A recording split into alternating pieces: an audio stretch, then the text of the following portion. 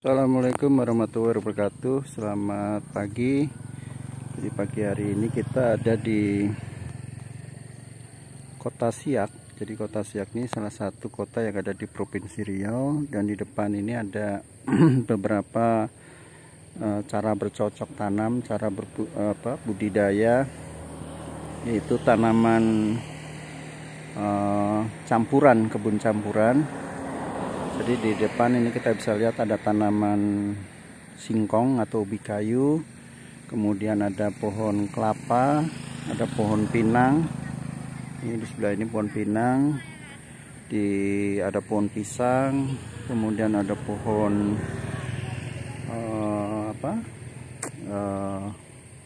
karet dan seterusnya, dan di ujung ada kelapa sawit.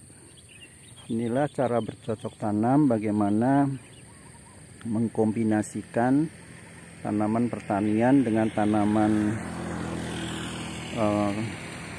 tahunan atau pohon keras yang dimix, dicampur. Dengan adanya keragaman tanaman ini, ada tanaman pertanian, kemudian ada tanaman pohon keras ini, diharapkan memang lahan ini memberikan hasil yang lebih produktif dari hasil yang didapatkan.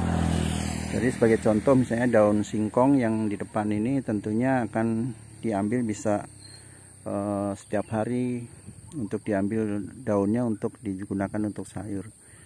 Sedangkan buahnya, umbinya itu bisa diambil mungkin sekitar 6 bulan.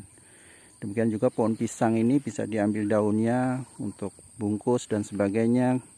Kemudian pohon pinang ini setelah dia berbuah tentunya menghasilkan buah pinang yang dapat diambil setiap jangka waktu tertentu yang lebih pendek tentunya dibandingkan tadi yang bisa dipanen kurang lebih 7 tahun seperti pohon tanaman keras. Kemudian juga ada tanaman serai di situ yang bisa diambil setiap saat untuk dijual dan sebagainya. Jadi kombinasi seperti inilah yang menurut saya lebih tahan, lebih adaptif terhadap perubahan harga, lebih di sisi lingkungan juga lebih baik karena dia memiliki gradasi strata penutupan tajuk yang lebih baik dengan berlapis yang ada.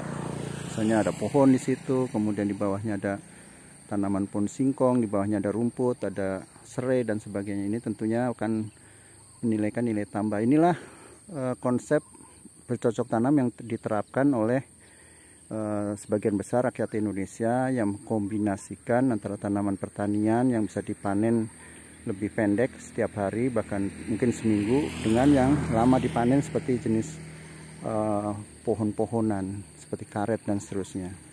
Tapi pada prinsipnya adalah bagaimana lahan ini produktif, bagaimana lahan ini tetap menghasilkan, itulah yang perlu contoh. Sehingga ke depan memang yang perlu diupayakan adalah hasil-hasil produktif ini, hasil-hasil produksi ini dimasukkan ke industri, karena industri inilah yang akan meningkatkan nilai tambah tadi. Hilirisasi industri sekarang ini yang sedang dicanangkan oleh negara, pemerintah, untuk adanya hilirisasi.